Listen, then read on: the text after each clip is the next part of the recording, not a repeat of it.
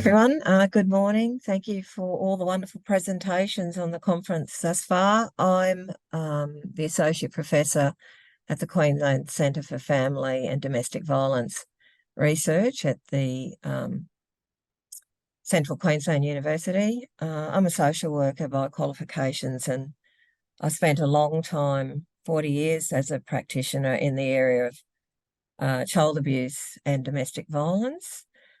And I've also done a lot of research in that area, and I flip-flop backwards and forwards between academia and practice. And today I'm going to be speaking about researching traumatic experiences. So by way of introduction, actually this is more about lived experience than legislation, so I apologise for that.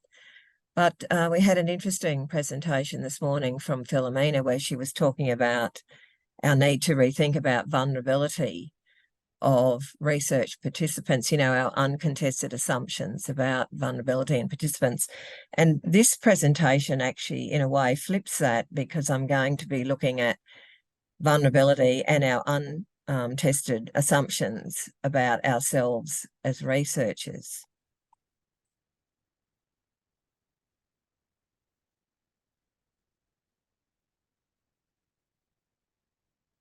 So before I start, I'd just like to make an acknowledgement. This morning, actually, I'm coming from the land of the Anawan people in the beautiful New England area, and I just want to pay my respects to elders past and present, and to all those elders past and present on the lands in which we're all meeting today. So very quickly, an overview of my presentation. I'm just going to look at very briefly the nature of vicarious trauma or wounding from research, who is impacted, how they're impacted, but then I'm going to move on to look at the voice of lived experience and present to you a researcher's story. It's a story of an experienced practitioner who was working with men who perpetrate domestic violence and was doing research in that area of looking at men's behaviour towards their partners.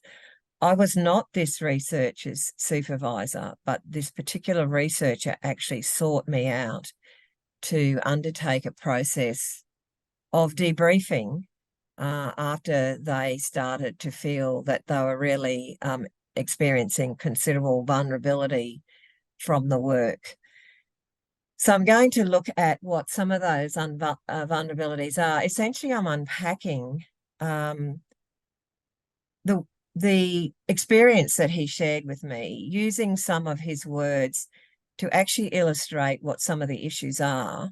Then I'm going to move on to look at the mitigation. So what can we learn from the point of view of ethics committees? And as I've said, I'm not a member of an ethics committee, but what some of the issues that this whole process has raised for me in terms of, can we do protections for researchers a bit better, using, for example, an ethics of care approach.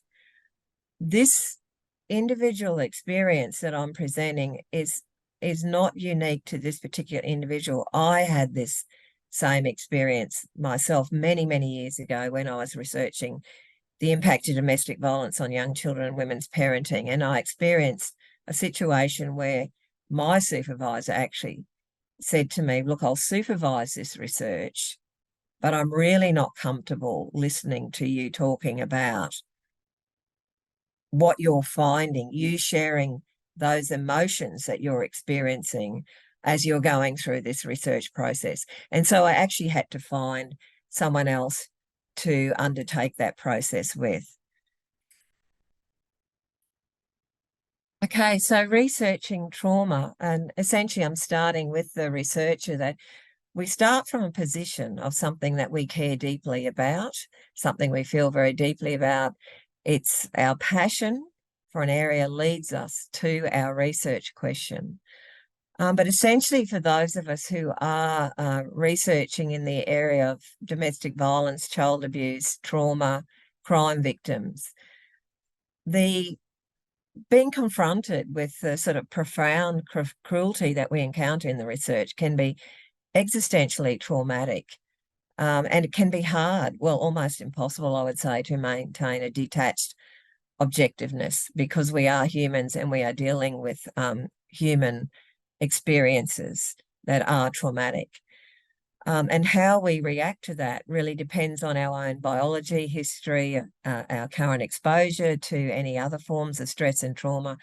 And essentially, I guess what I'm going to be arguing is that there's an elasticity to human vulnerability, even for those of us who are experienced researchers in this area. So I'm really going to be looking at, I guess, the issues of vicarious trauma, secondary trauma, burnout, compassion fatigue, whatever word term you want to use in the research process. And this experience is not just unique to qualitative researchers. There are colleagues that I've known who've been involved in looking at large data sets, quantitative data sets involving trauma or crime victims, who've also been traumatized by looking at large data sets where they're seeing over a period of time no change for the victims of these experiences. And I came across a lovely term in the literature called about vicarious contamination, which described it as a slow tainting process, an emotional contamination akin to dripping dye into water. And so the case study that I'm going to go on to present shortly is probably very much a reflection of that, of vicarious contamination and that slow process of vulnerability creeping in through looking at the research data.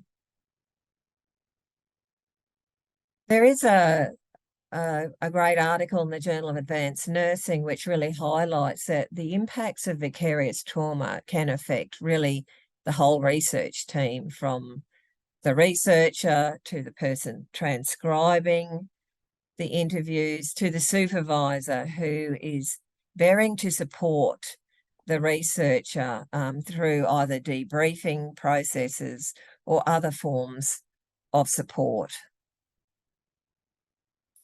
So going back to the actual ethics form, it does ask about potential harm to researchers, not just participants.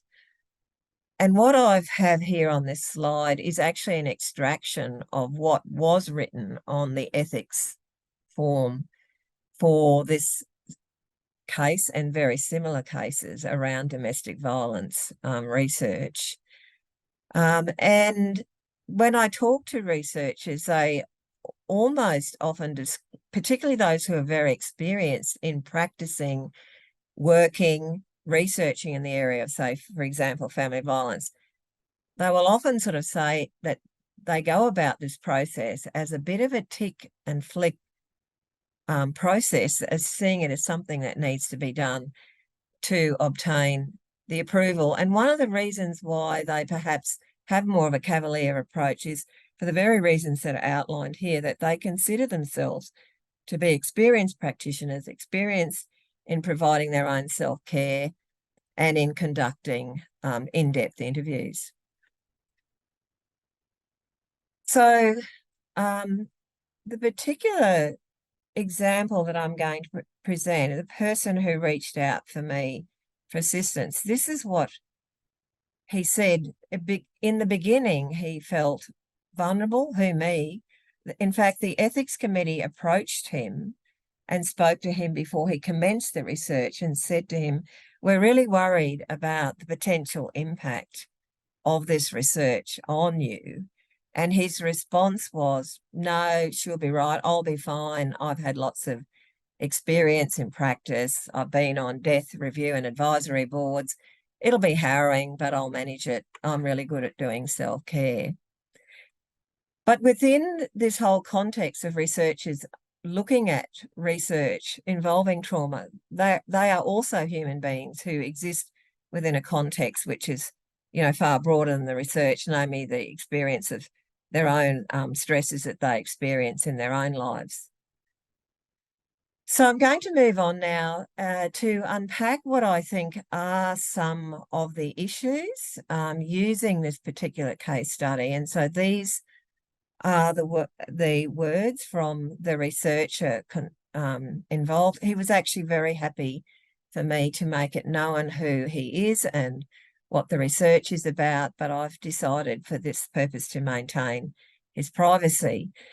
And this is essentially what he says: the impacts of the trauma, despair, and cruelty I read about, learn about, think about, and consider don't come on like a cold. I didn't get the sniffles or raspy throat to say I'm coming down with a sense of overwhelm. So as he really began to read through these records of the interviews, and he started to feel a sense of his hope and optimism dissolve, started to feel overwhelmed internally with what he was reading. And one of the issues that I identified with him, and I'll talk a bit more about that later in the presentation, is that he was doing this work at home alone in the company of cruelty and suffering so hard to contemplate. So I identified with him that actually reading about these heinous acts in a private space was actually part of what was contributing to some of the additional stress he was experiencing. So not only can research involve vicarious contamination, research can result in vicarious distress. And what I have pulled out the theme from what he has written, that it's research can be a wounding process. And I think he speaks about it very eloquently when he says that like an aspiring professional tennis player who rolls their ankle and hears the crack and knows it's over. I felt that. I doubt if I can go back into this world to the depth required, inhabit this space without a reaction, without putting pressure on that wound. I know what helps and how to soothe that wound, but the essence of this one man's actions to his desperate wife still appalls me. The other issues around doing research with trauma victims is the issue of vicarious responsibility and what I've called the weight of the work. So this researcher says, I was caught now earning a living from this content, wanting to do the best for those that suffer, for my family, but feeling overwhelmed, even just sitting at my desk, just wanting to sleep, skimming the surface of the content, knowing there was work I need to do, but frightened to go forward. He talked to me about the need to turn up, tell it like it is, in the interest of trying to advance the plight of those women who are experiencing this violence. But at the same time, he felt a great sense of aloneness. I didn't feel I could explain it or reach anyone. I tried, and a part of me said, well, you've talked about it, now get on with it. And that was really, I guess, in response to him talking with a range of people about the research, but still feeling that he didn't have a real connection occurring in terms of his experience of his own vulnerability. Another theme, I think, in talking with him that emerged was the issue of distancing and cradling hope. So these were really strategies, protective strategies. I needed to step away. I needed the leave, the space without penalty, the time to reassess. I needed to know I could support my family, but also care for myself. I needed reassurance that this is not a weakness or a deficit in my practice or personhood, and that this sense of hopelessness and loss of hope is real and needs to be treated as important and honoured as the psyche telling the body enough. Stop disconnecting, come back into my body and be present. In working with this particular researcher or supporting this particular researcher, he had good self-care strategies, but he was able to identify that he still needed to take more proactive steps to protect himself and construct self-care because of the vulnerability he was experiencing from the research. So some of those strategies included, the great outdoors. That's where I do my worship. That is where I feel faith and hope. And fortunately, I can get to the beach, walk and play with my dog and hold myself and calm the frightened boy. Like any wound, it's sensitive to touch. Healing over, but not as strong, leaving a scar, and the memory of that space constrains my freedom to move around in this world with the surety and confidence I once had access to. So I've tried to very briefly, in the interest of time, share with you some of that experience of researcher vulnerability that can arise from dealing with research that does involve great cruelty between human beings. So my next slide is really about, okay, so what can we learn from this? So obviously there's a need to have educational resources at hand for researchers undertaking this sort of work. So research around vicarious trauma, for example, because that shows our own openness to discussing these matters with researchers, our fellow colleagues and our team members. However, for this particular individual, he was someone who had actually delivered a lot of training in his career on vicarious trauma. So when he approached that ethics application, he thought, no, I'll be fine with this. I know all about vicarious trauma. I even provide training in it. So, so that may be helpful for some, but may not be enough for all. My next suggestion is really that we need to consider the experience and vulnerabilities of all involved. One of the things that really does concern me in the competitive academic environment, where I see people jostling to take on research students who are researching in these very challenging areas, and I see people jostling, put their hand up, become supervisors who've had no experience of teaching about trauma, practicing in the trauma area, and may have no lived experience of it, or if they do, may not have undertaken a reflective process of examining the impact of that. So I guess what I'm doing here is mounting an argument or a question about, should we have require more specificity, more reflexivity in the ethics application about the model of supervision that will be used, rather than a tick and flick approach, but greater specificity about how this research project will be led, managed and supervised. And there are models that can be documented, trauma-informed approach and ethics of care approach. So we see researchers writing what model of data analysis they're going to use. Perhaps there should be consideration given to what model of supervision and leadership and team management will be used to support the vulnerabilities of all involved. Other strategies are around thinking about timing and work allocations of the research process to allow time for, slowing of pace if required, as this particular case study has identified. Physical boundary settings, looking very closely at where this research or data analysis will occur, especially if it's going to occur in someone's home, their private space, or through remote working. I think it's important that researchers are clear about and have confidence in the escalation procedures. Many researchers tell me that using EAP isn't often the solution for them, because they feel that they're more or less just case managed.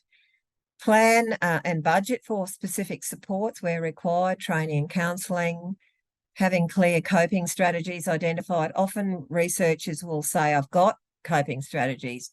These are what they are. But if a project is well led, that supervisor will look at whether those strategies are in actual fact appropriate and canvass a greater range of strategies if necessary. It's important to plan for the changing emotional demands in the work so that if a researcher is triggered in the early part of the research process, it's highly likely that they'll face triggers further on in the research process. And it's important to have content warnings on data and field notes, particularly, for example, people who might be undertaking transcription. So essentially, my last slide is really about the ethics of care, which is a feminist approach to caring about, caring for, caring with, and receiving care as part of the research process. We come to the work as researchers thinking through how to foster empathy and congruence in research interactions that are by design extractive and hierarchical. Being fully present in interactions with other human beings requires some degree of introspection, reflexivity, and touchness with ourselves. Vulnerability requires an understanding of one's own precariousness and the precariousness of others, as well as submission to the full range of human emotions. Vulnerability and self-reflection are preconditions for empathy and congruence in the research process, and embracing full human connection in our research through the practice of empathy and congruence enhances its richness, insights, and methodological rigor. And my last point really is to say that vulnerability is worth embracing, and that is the process, and that is the viewpoint that the researcher whose experience I've shared arrived at, as it creates knowledge and it leads to post-traumatic growth. And I've just got 3 references there, which I think provide some useful guidance around how to deal with vulnerability for researchers, and look in more detail at an ethics of a care approach to running research teams dealing with difficult research. Okay, so I might stop sharing there. Thanks a lot, Jennifer. And Ashwa, one of our speakers hasn't turned up yet, so time is not a problem.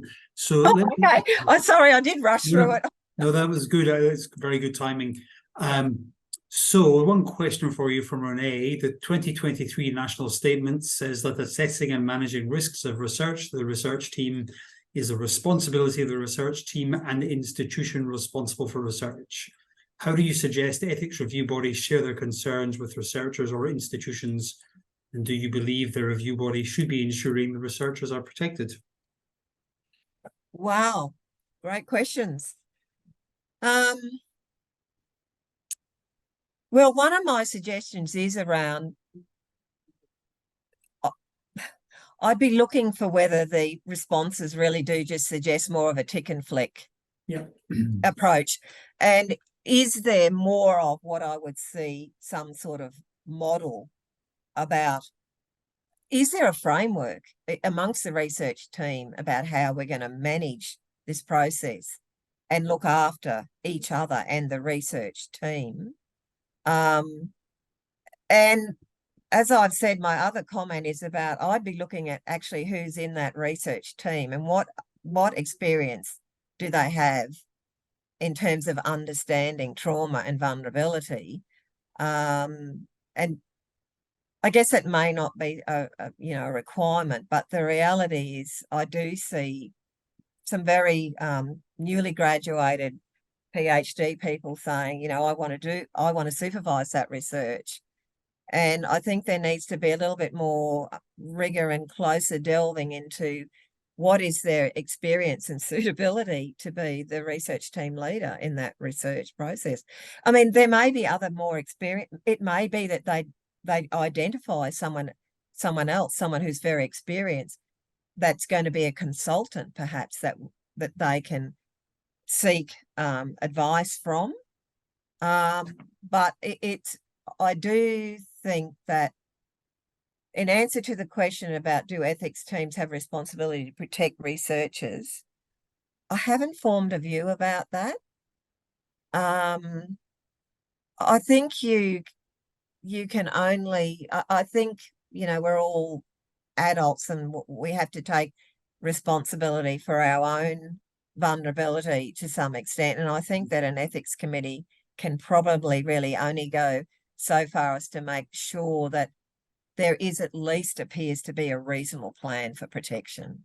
I think it's a great point, and just to give you one quick example, I'm fairly sure our ethics committee looked at an application where someone wanted to go and interview trafficked women in somewhere like Burma or Bangladesh, and interact with the police, and that's just had red flag all over it, and so we certainly asked questions around it, but put the onus back on the team leader to make sure that this had been considered to the extent appropriate.